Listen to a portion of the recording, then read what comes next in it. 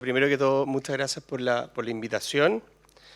Ha sido una semana, por lo menos para urología, recargada de temas académicos. Tuvimos el congreso de la Confederación Americana de Urología la semana pasada, donde también la filial tuvo una súper buena participación.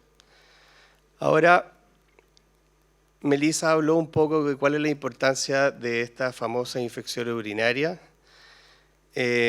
Es un problema bastante frecuente en la población en general, también afecta la calidad de vida de las mujeres, también afecta el bolsillo tanto del sistema público de salud como el sistema privado, así como también el tema laboral, y tenemos que batallar de alguna manera contra la infección urinaria, sobre todo enfocado en las infecciones urinarias recurrentes. Las infecciones urinarias recurrentes se definen como dos o más infecciones urinarias, Las infecciones urinarias recurrentes se definen como dos o más infecciones urinarias en 6 meses o 3 o más en un plazo de 1 año. El riesgo de tener una infección urinaria en la mujer es de un 40 o 50%, que es bastante alto, que está dado por bastantes factores de riesgo, pero el más importante, sin lugar a dudas, es el tema anatómico. Las recurrencias se pueden ver en un 25% de las mujeres y las infecciones urinarias recurrentes se pueden ver entre un 4 o un 10%, o sea, una población bastante o algo bien frecuente y es bastante grande. Desde el punto de vista práctico, nosotros necesitamos hacer el diagnóstico con un urocultivo. Uno en la práctica clínica habitual ve que muchas veces tratamos a las pacientes sin tener el urocultivo en la mano, pero ya y que está bien, por lo demás, las guías internacionales nos avalan esta práctica, sobre todo cuando los síntomas son muy claros, pero ya una mujer que tiene infecciones urinarias recurrentes o tiene más de 2 en el último tiempo, o va para allá, o ha tenido infecciones en los últimos años, y hay que empezar a ser un poquito más acucioso con el tema del diagnóstico de cada cistitis, sobre todo para el diagnóstico, y lo otro es por lo que es el antibiograma, de saber qué antibióticos van a hacer efecto o cuáles son resistentes. Podemos definir las infecciones como complicadas o no complicadas, que tiene que ver un poco con el manejo y no tiene mucho que ver con las infecciones urinarias recurrentes en esta presentación. Y también hay que ver el tema de las recaídas. Ahí sí. ¿Qué pasa cuando nos enfrentamos a una infección urinaria recurrente o qué pasa también en cada paciente, ¿sí o no? Preguntan por qué a mí, los tratamientos que me han dado no sirven, ha consultado muchos médicos y nadie le da una solución, ¿qué puedo hacer? Cuando uno trata de manejarlo con una responsabilidad del uso de antibióticos, me dicen, bueno, ya me dieron ese antibiótico y no funcionó. Entonces hay varias cosas, hay varios mitos y hay varias situaciones en la calidad de vida de la mujer que hay que tratar de concentrarse y manejarlo de la forma más humanamente posible. Las infecciones urinarias, como les decía al principio como introducción, afectan tanto la calidad de vida en la mujer como también el tema socioeconómico.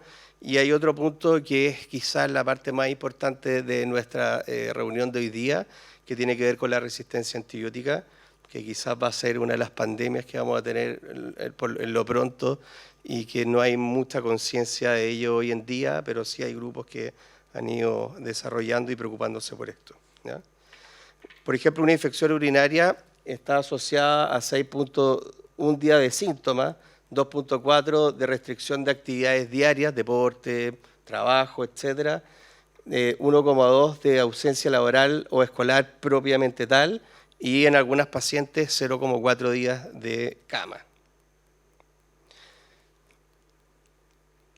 Esta foto quizá no se ve tan clara, pero lo que le hablaba de la resistencia bacteriana va un poco por acá. Gérmenes que antes les dábamos antibióticos sencillos y baratos, sencillos entre comillas, pero de bajo costo y orales, hoy día los estamos tratando hospitalizados con antibióticos de alto costo y lo cual nos va generando no solamente una alteración en el manejo, sino que también aumento de los recursos y la incertidumbre que queda a pasar en el futuro en relación a qué tipo de tratamiento les voy a poder ofrecer a una paciente. Esto es un trabajo bastante interesante que se hizo en algunas ciudades de Europa, en el cual muestran y cuantifican cómo afecta la calidad de vida realmente en la mujer que tiene infecciones urinarias recurrentes.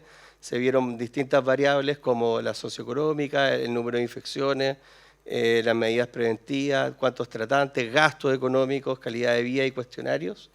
Y los resultados, en resumen, es que las medidas preventivas en generales no impresionaban tanto ser efectivas en el manejo de la infección urinaria recurrente, lo vamos a conversar un poquito más adelante. La profilaxis precoz en pacientes con antibióticos en estas pacientes no es lo recomendada como primera opción. Hay una muy alta frecuencia de prescripción de antibióticos, visitas médicas y costos asociados, y evidentemente que afecta la calidad de vida de nuestras pacientes.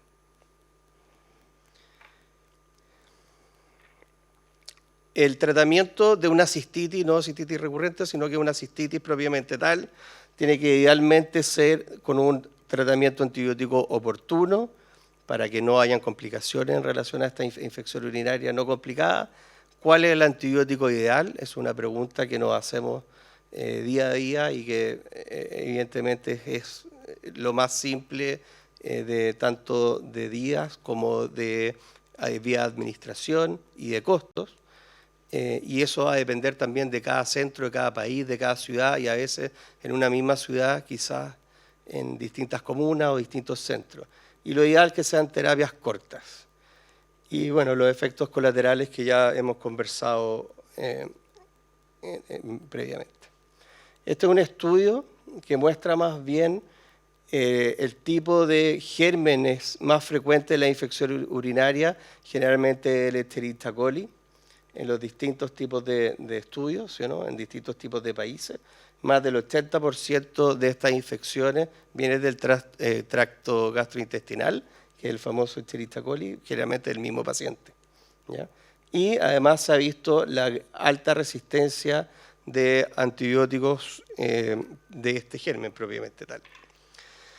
Para una cistitis inicial, el tratamiento recomendado hoy día por la guía europea de infecciones, urológicas y de infecciones, es iniciar con nitrofurantoína y fosfomicina y evitar el uso de antibióticos como el ciprofloxacino y la aminopenicilina.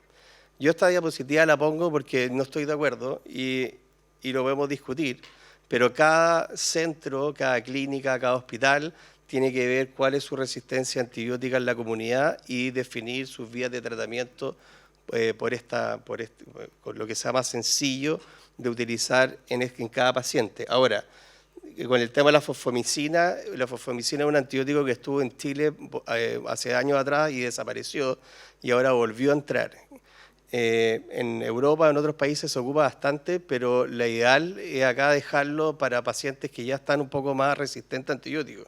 Yo veo en la práctica clínica que dejamos fosfomicina bastante más frecuente de lo que nos gustaría y en algunos urocultivos con gérmenes BLE positivo, por ejemplo, aún son sensibles a la fosfomicina porque como se reincorporó hace poco no hay tanta resistencia. Por lo tanto, tratar de dejar la fosfomicina como último recurso o como recurso para algunos pacientes especiales y evaluar cuál va a ser el tratamiento que podemos usar en nuestros pacientes locales en la práctica.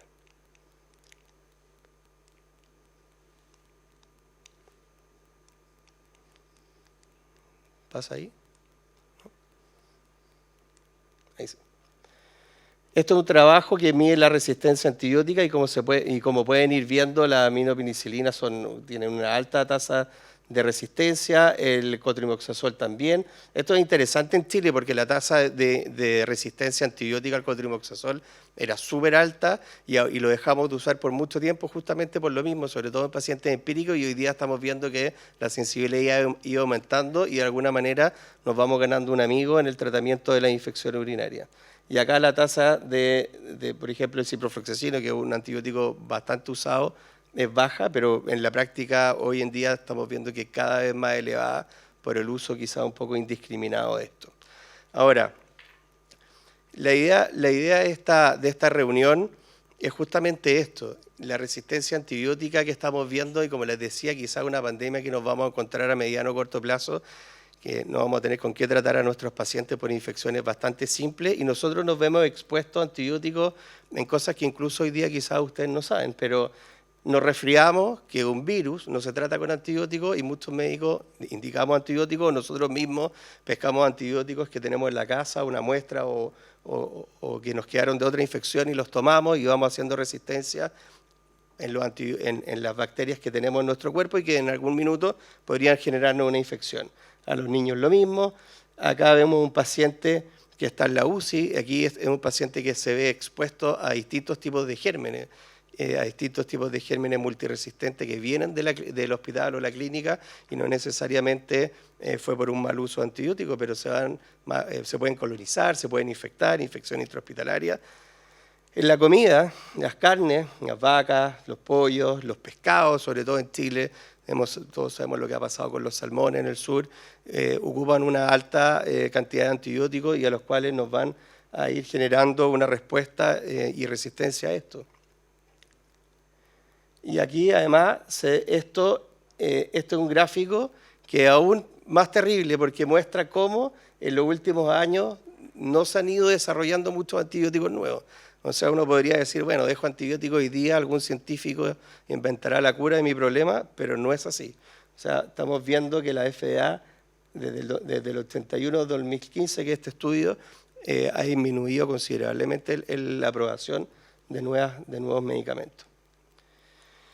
Bueno, en ese contexto de problemas evidentes para nuestras pacientes y la resistencia antibiótica, nos juntamos en el año 2018 e hicimos esta publicación que tiene que ver con, principalmente enfocado en los latinoamericanos, hay hartas publicaciones internacionales, europeas, americanas, pero en Latinoamérica en general no había mucha información local y hicimos este consenso publicado en la IUGA de infecciones urinarias recurrentes en la mujer y ahí nos sentamos un poco a ver de todos los mitos y realidades latinoamericanas en relación a las infecciones urinarias, cuáles realmente había un nivel de evidencia importante y cómo se podían manejar. La fisiopatología de la infección urinaria, evidentemente la cantidad de bacterias, los factores predisponentes del huésped y la virulencia del microorganismo. ¿Qué tenemos para defendernos de una infección urinaria? Bueno, está la flora comensal, las bacterias buenas, como le decimos nosotros, está la orina, la uromodulina, está el urobioma, que son las bacterias en general que están en esa zona y que cada vez se está estudiando más. Y la vejiga tiene una respuesta inmunológica, está la exfoliación, la secreción de IgA y los fenotipos sanguíneos. Y también están los factores de virulencia bacterianos, que de alguna manera nuestro tratamiento preventivo puede ir enfocado a tratar de evitar tanto la adherencia como la proliferación de esto. Cuando hablamos de las infecciones urinarias recurrentes, tenemos que pensar en cuáles son los factores que nos podrían estar generando esto, y acá los podemos dividir en premenopáusica y en menopáusica. En la premenopáusica, en general, tenemos relaciones sexuales, lo vamos a revisar más adelante, cambio de la flora saprófita, que tiene que ver con algunas actividades culturales que se tienen, tener infecciones urinarias en la infancia, antecedentes familiares de infecciones urinarias y los grupos sanguíneos B y AB. Y en la posmenopáusica, en general, se suma la atrofia vulvovaginal, la incontinencia, esto lo pongo en pequeño porque no hay evidencia que realmente demuestre que son factores de riesgo, como la incontinencia de orina, el cistocele, el aumento del residuo postmiccional, el cateterismo intermitente o permanente en general, como un cuerpo extraño, es más bien, vemos más colonizaciones o bacterias asintomáticas que infecciones propiamente tal, pero obviamente es un factor de riesgo. La prevalencia en la paciente posmenopáusica es del 8 al 10% y con una recurrencia al año del 44%, y en general las mayores de 60 pueden tener a un día un 15% de infección urinaria recurrente. ¿Se debe estudiar la infección urinaria? O sea, voy al médico, ¿qué exámenes me van a pedir? Y aquí hay que de alguna manera ir viendo en cada paciente cuál es su problema puntual. y eso nos va a servir tanto para el diagnóstico del problema como para el manejo. No realizamos una cistoscopía ni imágenes del tracto urinario en general de rutina. La cistoscopía es mirar con una camarita dentro de la vejiga, hacer una endoscopía de la vejiga. Y bueno, las imágenes pueden ser o un escáner o una ecografía. Y no realizamos estudio extenso de rutina en menores de 40 años con infecciones urinarias sin riesgo. También es una acción un poco, hay evidencia débil en relación a esto. Entonces, ¿qué podemos hacer en la práctica? Eso es lo que, esto está orientado en la guía europea de urología, ¿sí o no? Los estudios invasivos sin factores de riesgo, podemos utilizar una ecografía renal y vesical, nos va a ayudar a ver si hay alguna dilatación, alguna malformación, algún cálculo, cuerpo extraño. Y la uroflujometría es un examen que nos ayuda a ver el flujo de orina, la fuerza con que sale. Entonces nos puede orientar un poco a ver si la vejiga tiene fuerza para contraerse o si hay algo obstruyendo la vía urinaria sin hacer algo más invasivo. Y si hay factores de riesgo positivos, bueno, ir a imágenes contrastadas, cistoscopía, que ya lo conversamos, que es la endoscopía de la vejiga, y un estudio aerodinámico que nos ayuda a ver cuál es el comportamiento de la vía urinaria baja o de la vejiga en general.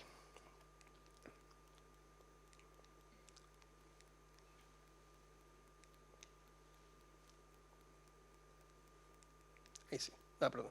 Ahí. Ok.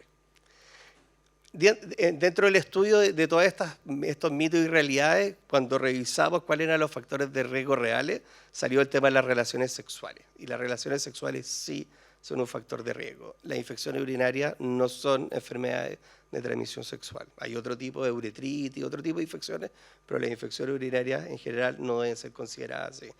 Y es un tema porque generalmente las parejas de los pacientes nos mandan a los hombres a la consulta a ver por qué tienen tantas infecciones urinarias y en la práctica uno tiene que sentarse y explicarles que no es causa de su pareja en realidad, ¿ya? Y esto está dado, ¿cuáles son los factores que pueden desarrollar mayor cantidad de infecciones urinarias en una mujer que tiene relaciones sexuales? Bueno, la frecuencia, el uso de espermicida, nueva pareja sexual, y no hay evidencia o no hay buenas evidencias para ver que la micción precoital sirva, las ductas vaginales, los hot-tub, la ropa interior, el aseo en el hombre, o si son circuncidados o no, sea un factor protector para la infección urinaria.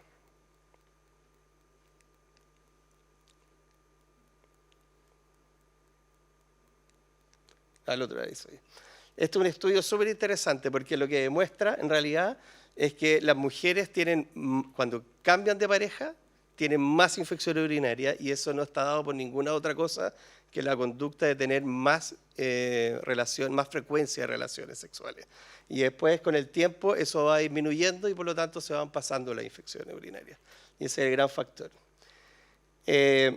Los cambios de la flora bacteriana normal o saprófita de la mujer es un factor de riesgo que está documentado para hacer infección urinaria y los factores son el uso de espermicidas, que se ve tanto en diafragmas como en los preservativos, una higiene excesiva, hay pacientes que tienen muchas infecciones urinarias y están muy acongojadas y usan cloro después de tener relaciones y evidentemente esto genera un daño importante.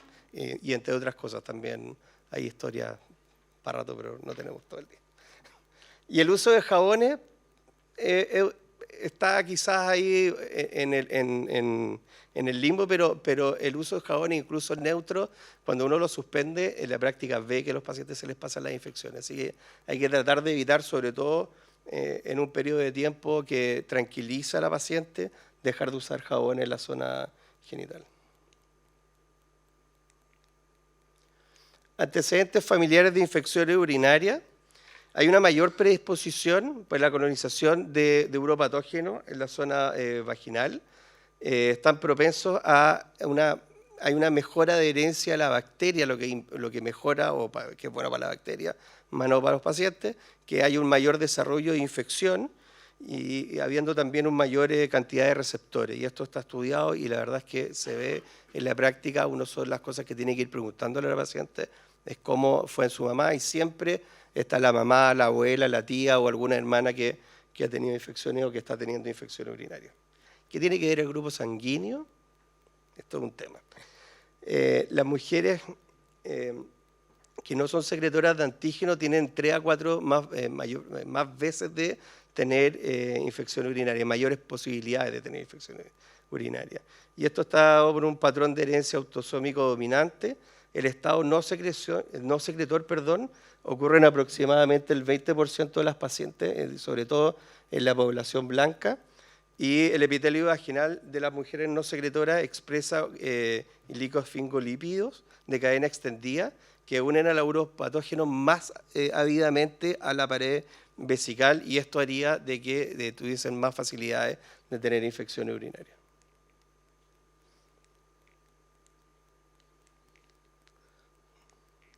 Ahí sí.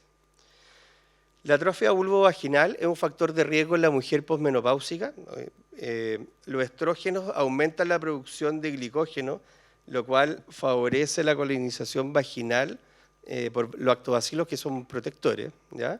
Y los lactobacilos también metabolizan la glucosa y producen ácido láctico, lo cual disminuye el pH de la vagina y hace disminuir la posibilidad de que los patógenos lleguen a producir una infección de la vía urinaria. Hay un nomograma que la verdad es que es bastante interesante, que nos puede ayudar en la consulta a tener una idea de cuál es la posibilidad que tiene una paciente de tener una infección urinaria recurrente o a mediano o largo plazo, y más o menos se conversan los mismos factores de riesgo que ya hemos visto. Hay un factor de riesgo que en este consenso no lo encontramos, o que por lo menos no había una evidencia clara, pero en la práctica clínica la constipación es un factor súper importante, tanto en el riesgo de tener infecciones urinarias, como también uno ve cuando se maneja y se soluciona el tema de la constipación, a muchas pacientes se les pasa las infecciones de forma prolongada o casi indefinida. Y muchas de estas pacientes vienen con problemas desde la infancia y nunca nadie les había preguntado. Entonces, tiene que estar dentro de nuestra anamnesis y nuestra historia clínica cómo es el tránsito intestinal de estas pacientes. ¿Cómo podemos manejar estos factores de riesgo y prevenirlos de forma general? Bueno, ingesta de líquido, hay evidencia. La lógica es que logra disminuir la migración bacteriana retrógrada, o sea, en castellano tiende a barrer las bacterias que están entrando constantemente en la vía urinaria. Hay muchos pacientes que trabajan en retail, por decirlo de alguna manera, en estas grandes tiendas o en mall, y para nosotros son súper difíciles de manejar porque a veces pueden ir una vez o 2 veces al baño en toda su jornada laboral, y uno ve cómo el manejo de la infección urinaria recurrente es bastante difícil. Entonces, tanto la ingesta de líquido como la frecuencia de ir al baño es súper importante. Evitar el aseo con jabones y evitar el uso también de tampones.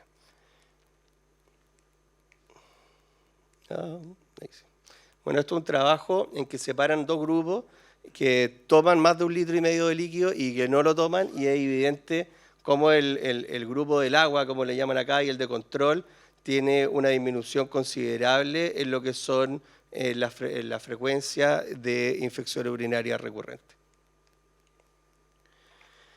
Prevención en las relaciones sexuales, lo mencionábamos, suspender los preservativos con espermicida. Eso no quiere decir suspender los preservativos, pero hay algunos que lo tienen y otros que no lo tienen. Tener consideraciones cuando tengan una nueva pareja de manejo. Uno puede hacer algunas profilaxis con antibióticos, fomentar lo que es ir al baño pre o postcoital, sobre todo postcoital, que es lo que mejor funciona. Y cada vez que cambie de pareja, de alguna manera tener un poco más de conciencia si estoy teniendo o no más infecciones urinarias. El cambio de la flora bacteriana o la flora bacteriana buena, la flora saprófita, ya se van juntando un poco las cosas que ya amigos conversando, los espermicidas, higiene excesiva, el uso de jabones, lactobacilos, ya aquí empiezan a aparecer otras cosas, y el uso de algunos lactobacilos que pueden ser por vía oral o por vía vaginal.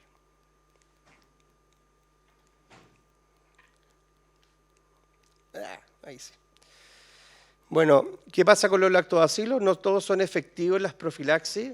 Hay mayor efectividad en 4 o 5 tipos distintos que realmente muestran que hay una diferencia en comparado sobre todo con lo que es el placebo. Hay estudios también que los van comparando con antibióticos, en el cual se ha mostrado que este tipo de lactobacilos tenía mayor recurrencia en el tiempo, y que no serían tan buenos como otros, pero hay información quizás un poco, no hay una información de primer nivel que tenga que ver si realmente los lactobacilos nos van a cambiar o no el manejo de la infección urinaria. La diapositiva, please. Ahí sí. Entonces, en resumen, ¿qué es lo que dice la guía americana y europea en relación a los lactobacilos? Es que no hay una información tan potente que nos haga indicarlos como de forma permanente. Evidentemente, como les decía al principio, cada paciente tiene su manejo puntual y hay que ver cuáles son los factores de riesgo de cada uno de ellos. La profilaxis antibiótica creo que es lo que, o sea, no creo, es lo que mejor resultado tiene. Cuando dejamos profilaxis antibiótica, que puede ser por 6 meses o por un tiempo más indefinido, la verdad es que tiene muy buenos resultados en lo que es disminuir la recurrencia, pero como les contaba al principio de la presentación, esto tiene que ver con tratar de no usar antibióticos para solucionar el problema. Las guías americanas y europeas dan una serie de antibióticos, el mismo discurso inicial. Creo que cada centro tiene que usar su antibiótico según su resistencia.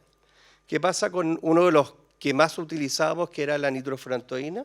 Bueno, en 30 de mayo del año pasado, el gobierno de Chile dice que el ministerio que no se puede usar la nitrofurantoína como profilaxis porque se han reportado casos de fibrosis pulmonar y problemas hepáticos. Estos temas, tanto pulmonares como hepáticos, se han visto de hace muchos años. En todos los países hay conciencia de esto.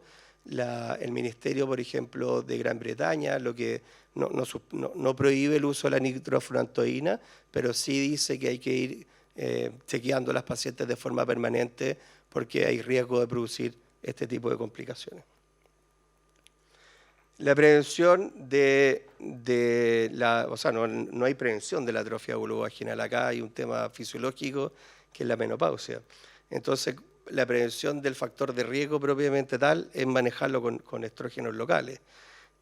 Pueden ser también orales, pero los estudios han demostrado que no tienen tan buenos resultados como las cremas, y pueden disminuir las cremas locales y óvulos, y puede disminuir de 5.9 episodios a 0,5% de episodios, de episodios al año. Aumenta los lactobacilos locales y disminuye la colonización. Ahora, hay efectos adversos que van dentro de un 6 y un 20%, dependiendo del medicamento y la vía de administración. Y los estrógenos mantienen, como les decía al principio, el pH urinario bajo, mejora el trofismo vaginal, no solo sirve para evitar las infecciones urinarias, sino que también para tener una mejor calidad de vida desde el punto de vista sexual en la mujer posmenopáusica, la colonización por lactobacilo y disminuye los Escherichia coli locales.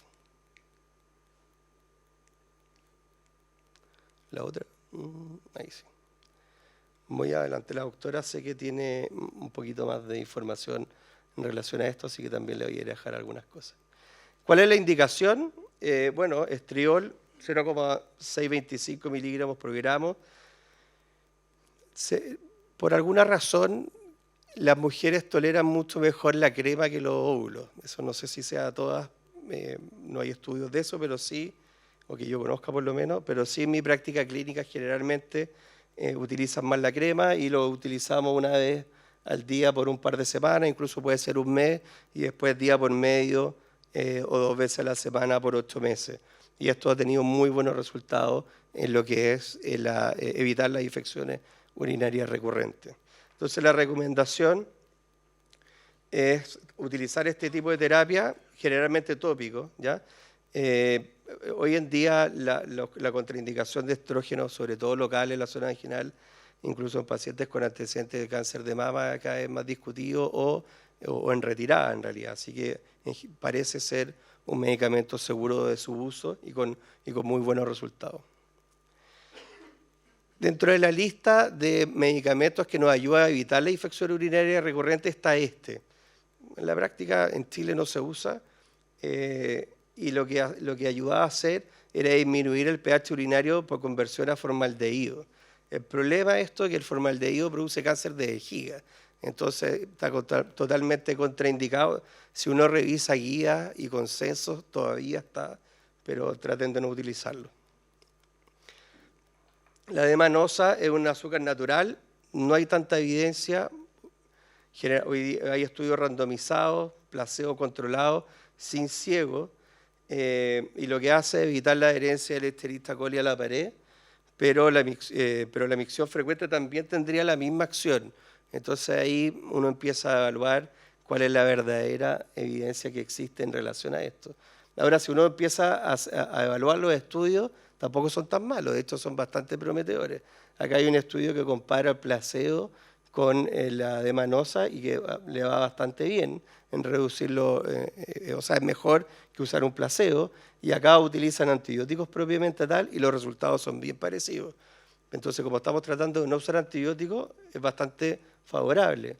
Acá también se hizo un estudio prospectivo, controlado, randomizado, en lo cual usaba la D-manosa, nitrofurantoína y el no uso de profilaxis,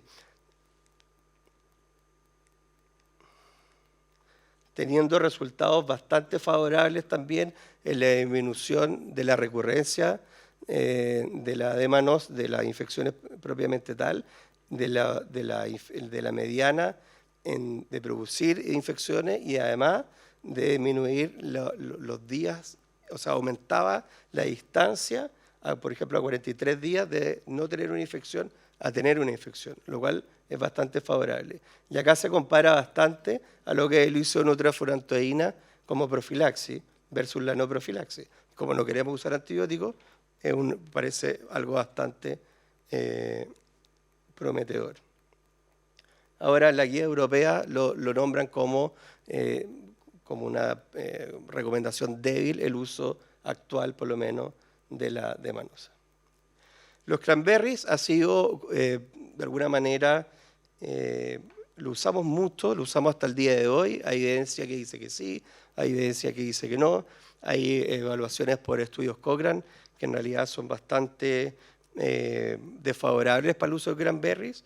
En mi práctica personal lo ocupo, debo confesarlo, y además creo que en las pacientes que tienen infecciones urinarias con antecedentes familiares andan muy bien. Así que quizá ahí hay que hacer algún estudio o evaluar si realmente tiene alguna relación, pero tiene lógica porque en la familia, sobre todo en infecciones urinarias familiares, tiende a haber mayor adherencia y los cranberries deberían disminuir un poco lo que hace de la adherencia o favorecer la adherencia de la bacteria.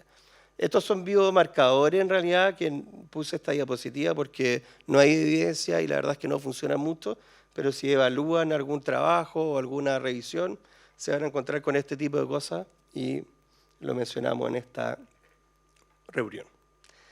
Los inmunomoduladores, que en realidad es la presentación que viene, no lo voy a mencionar, pero han tenido muy buen efecto y evidentemente es evitar el uso de antibióticos utilizando nuestro propio sistema inmunológico para combatir las infecciones y la infección urinaria recurrente.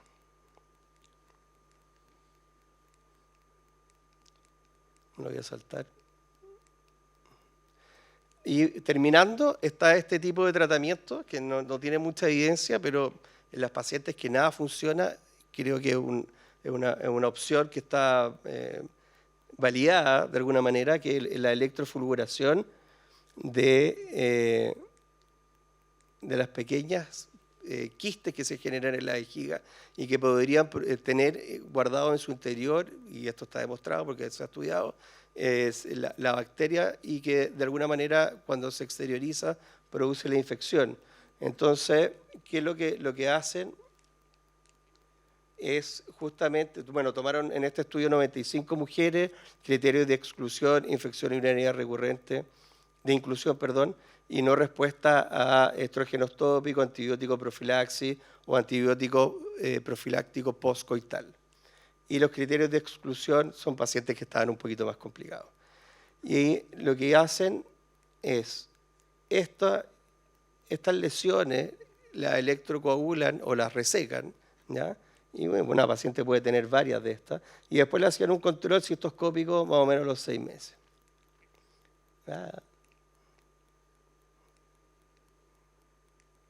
La otra, please. La siguiente no se ve tan bien. Y en general tuvieron bastantes buenos resultados, tuvieron un porcentaje de falla y un porcentaje de éxito, y en el cual podemos ver que los pacientes disminuyen los episodios de infección urinaria, disminuyen el uso de antibióticos, de antibiótico profiláctico, de antibióticos postcoital, no había tantos resultados, y podría ser una alternativa sobre todo a pacientes que ningún tipo de tratamiento preventivo funciona. En conclusión, el objetivo del manejo de la infección urinaria recurrente y con todo lo que hemos hablado en esta primera presentación es mejorarle la calidad de vida a las pacientes, usar responsablemente los antibióticos, combatir la resistencia antimicrobiana y enfocarnos en los tratamientos preventivos. El mejor tratamiento de una infección urinaria recurrente no es el antibiótico, sino prevenirla con todas las cosas que hemos conversado, definir bien los factores de riesgo puntuales en cada paciente. La otra, la última.